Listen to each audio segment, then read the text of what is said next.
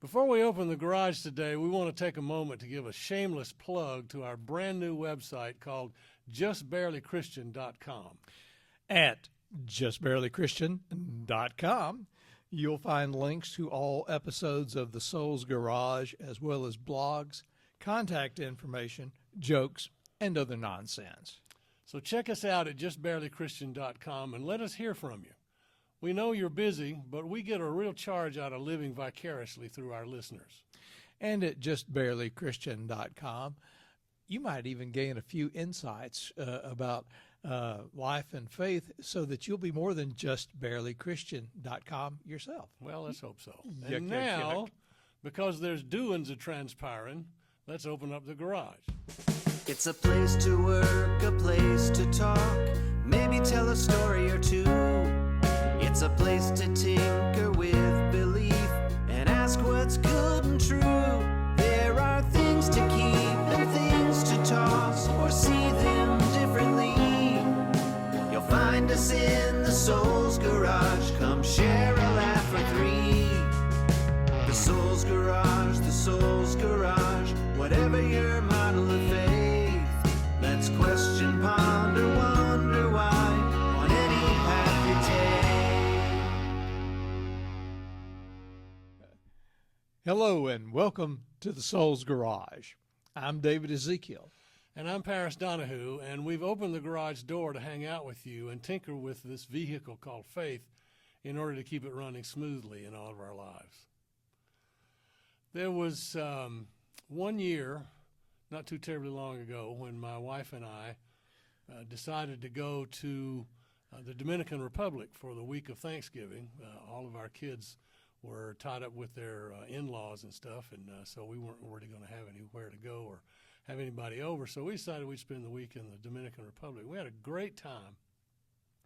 But I remember saying to her when we were just about ready to leave, I said, this has been wonderful. The only mistake that we made is that we didn't schedule it from the beginning of Thanksgiving all the way through till after Christmas. because like most people, I have a kind of a love-hate relationship with this season of Thanksgiving, Hanukah, Kwanza, Christmas season. I must admit that my experience overall has been relatively positive. It's tiring, it's hectic, it's stressful, but I do enjoy being with family. I'm glad that you enjoyed being with your family. I would call that vacation the Great Escape. You and many others. I mean, it's not that I don't like my family or whatever, but as I was getting into the teenage years and becoming into a young adult, I started to seldom looking forward. That was bad grammar. Yes, it was. But I seldom looked forward to the holidays and was always glad when Thanksgiving or Christmas was over with. Now, Christmas, I always liked getting the presents, but after it was over with, hey, we're done. Mm-hmm. Because I always felt that it was an obligation, something that had to be endured. And I've always looked forward to and much preferred to spend the time with my family of choice rather than my family of chance. Now, like I said, by qualification, let me say that I never hated my family. But as I became of age, we just did not see eye to eye on most topics such as race, religion, gender, and politics. And many of you folks can identify with that, can't you? Of course we can. And of course, these days, the divisions and the anger that are abound in our country make those difficulties even worse. Families have always disagreed about political issues, but I think it's much more acute now. But why are family gatherings such a flashpoint, aside from the heightened polarization of our current situation? There are basic reasons why many people dread this time of year. One reason why the holidays can be so difficult is because of strained family dynamics. There are pre-existing tensions within a lot of family systems that just you bring them to the holiday table, so to speak. There are unresolved conflicts, or they're just simply personalities clashing. Everybody just doesn't gee and haw all the time in terms of the way they approach things. And let's just face it, there are high expectations for the holidays. There is that pressure to have the perfect holiday so that everyone comes and everybody loves one another and everybody's so glad to hug and kiss one another. And you just, it becomes exciting and everything goes off perfect. And let's just face it, it creates a significant amount of stress.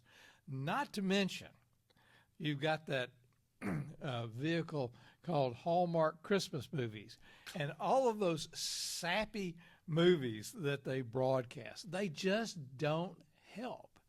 And then what occurs when you're with your families and such? You have all of those uncomfortable conversations.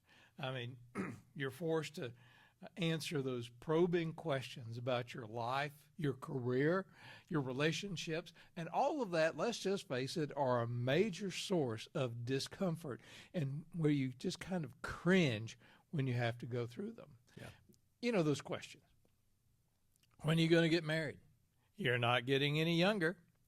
When am I going to be a grandpa or a grandma? I want to enjoy my grandchildren as long as I can. When are you going to lose weight? Well, that's one I heard a lot.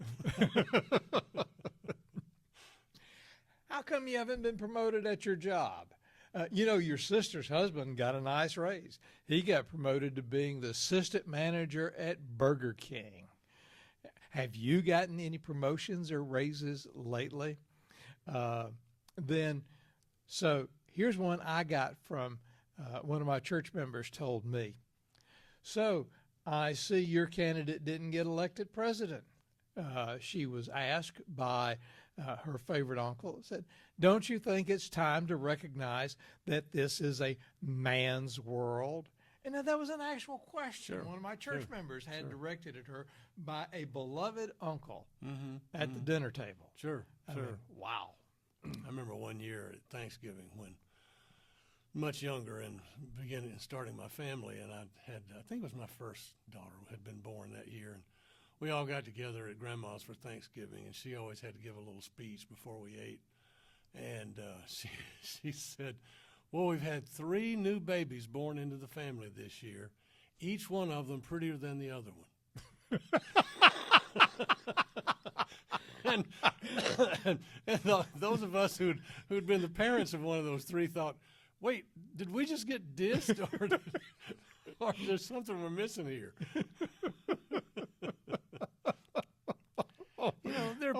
That's wild. It really is. She was a piece of work. Oh, God rest her soul. There are personality differences, that come into play. When you get lots of different personalities hemmed up in one place, it just can be really difficult to manage the stress. And also another stress factor is the financial pressures and the time pressures that you have to provide.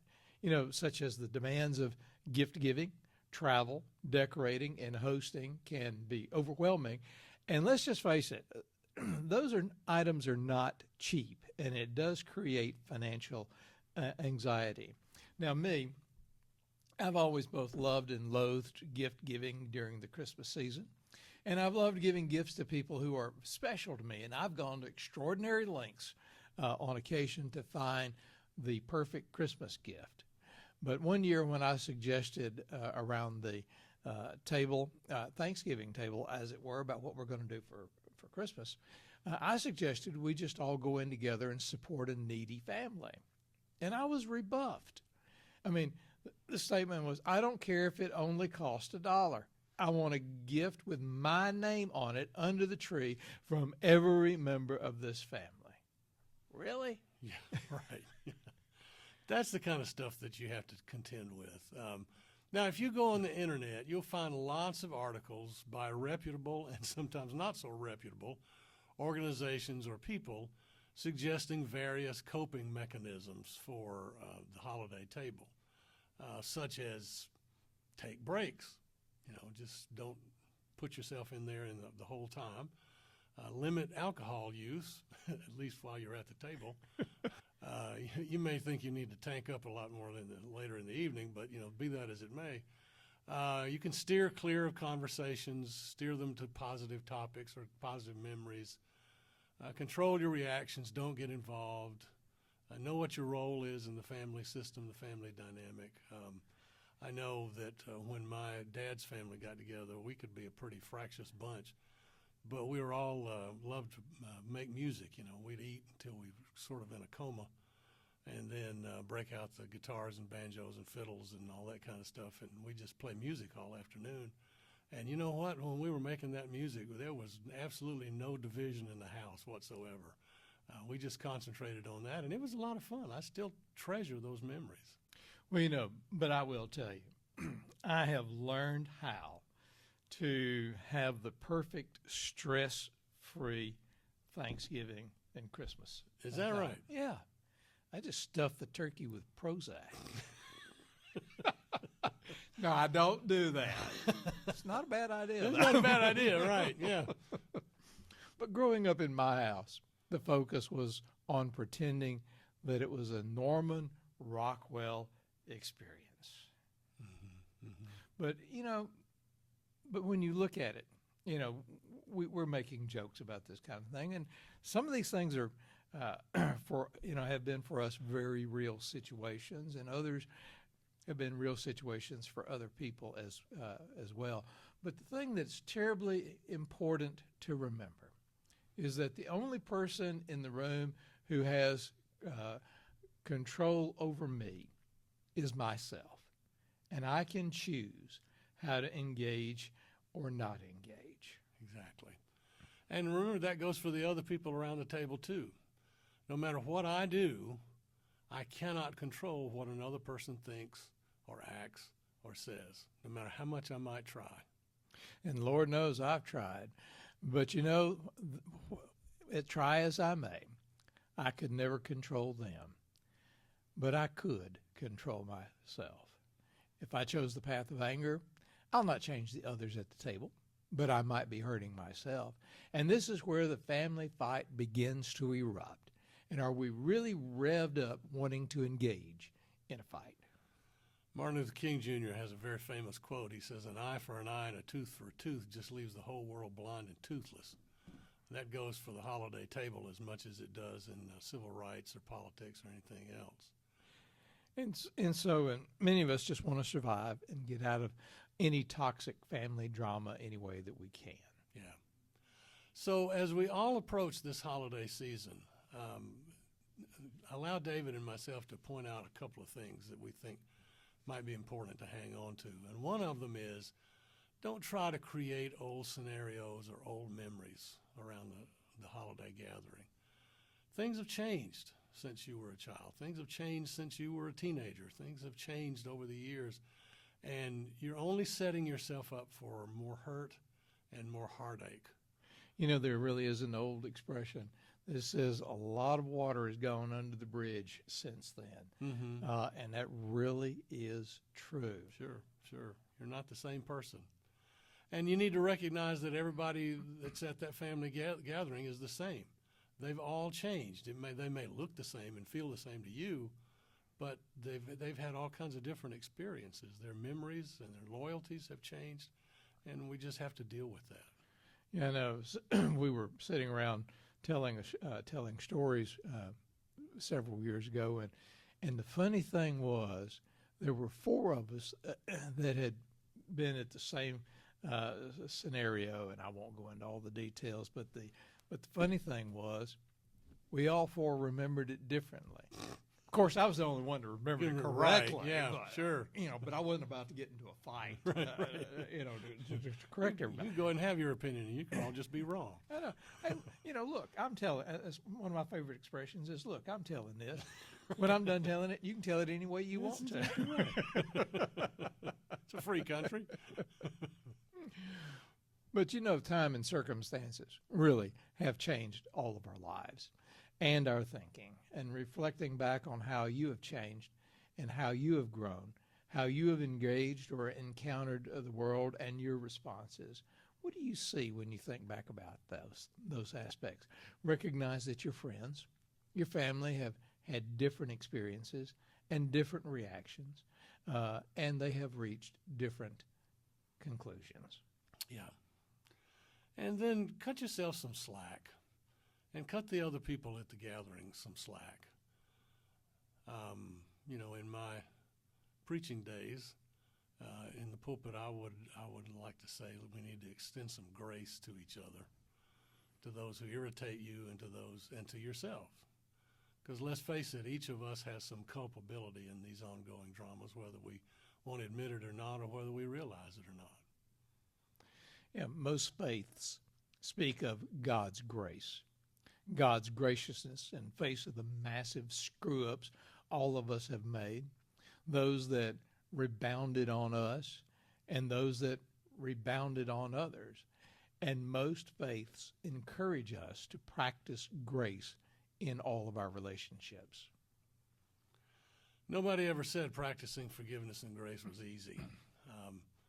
Jesus prayed that God would forgive the very people who put him on the cross. Now, I don't know about you, but I'm pretty sure that I don't know that I could pull that off. And it's been famously said in recent months, shall we say, that there's no way that I could forgive, but I digress because that gets into politics, and we don't want to get into politics here. Especially not at the holiday season. Not at the holiday season. We'll talk later. That's right. That's right. Call us. But I want to share with you a great image about what grace looks like. And it's not original with me. I wish it was. It comes out of a book called If Grace is True by Philip Gulley and James Mulholland.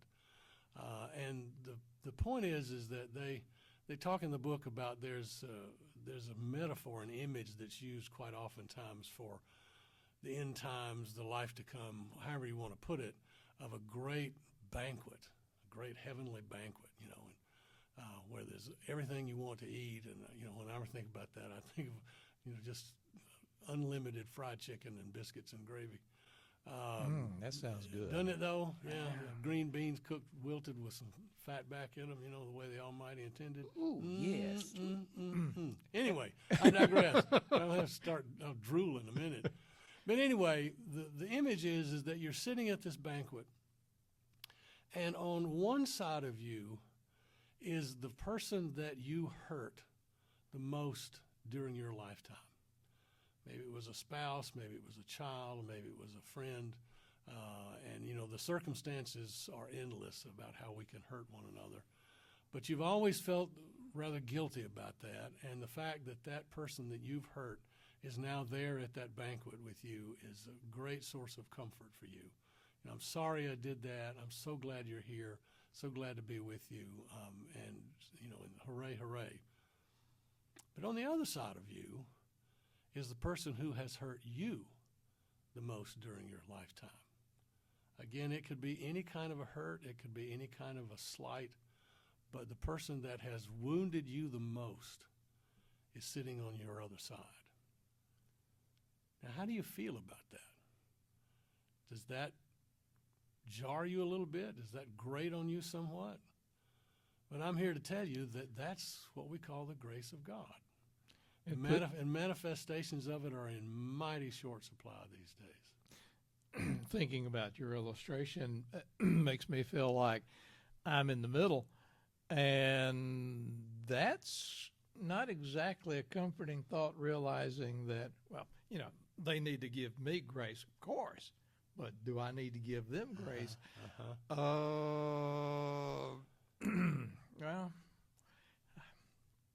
it's kind of hard to do. It is. Just be truthful. It is hard to do. Yeah, that's why that image always just brings me up short. But I think it would be helpful to remember during this holiday season to ask ourselves, can we find ways to embody that kind of grace with each other, especially during the holidays? Maybe for a little while at least. Could we pull that off? Well, I guess with some of my relatives, I could do that if I tried. Mm-hmm. And the aspect is if I really wanted to. And I think that's what it comes down to, don't you? Exactly. Do I really want to? Mm-hmm. Because in the end result, if I cut them off completely or shut them completely out of my life, then it does diminish me a little bit. Mm-hmm. Mm-hmm. It really does. Well, I guess I hear Mama calling. Hey, Mama, we got any biscuits and gravy and fried chicken? Hallelujah. For dinner? At least I hope so. Well, it's time for us to close the garage door then and head inside because I don't want to miss whatever Mama's got cooking. So until next time, I'm Paris Donahue. And I'm David Ezekiel. And we'll see you again here soon at the Soul's Garage. The Soul's Garage was written and recorded by David Ezekiel and Paris Donahue. And our theme song was written by Adam and Brady Beard and Paris Donahue. And it was performed and recorded by Adam and Brady Beard. And notice that it was not recorded by Paris Donahue. Well, and everybody's glad for that. Yeah, everybody's. That's one thing to be thankful for at Thanksgiving. Right. And our podcast cover art was designed by Nancy Hart. Our JustBarelyChristian.com website was designed and is maintained by Small Fry Marketing. And our customer care representative, whom we were able to hire cheap from the Car Talk radio show, is Haywood Jabuzzoff. If you know that show, you remember Haywood. We would love for you to send us your comments on Facebook or Instagram, or email us at thesoulsgarage@gmail.com, or email us through the JustBarelyChristian.com website. You can also contact us there. And we would really appreciate it if you would click that follow button on whatever platform you're listening or using to listen to us or watch us on. And every 10th listener who follows us will get an autographed photo of David sunning himself on the beach at Gulf Shores, Alabama recently when he was supposed to be off suffering for Jesus on a mission trip to Africa. Photo suitable for blackmailing. Oh, and as always, the Soul's Garage is a production of Two Old Geezers Studio. And I will extend to my colleague Grace by not picking up on that last comment. Folks, we love you. We thank you. Thanks for tuning in. Bye.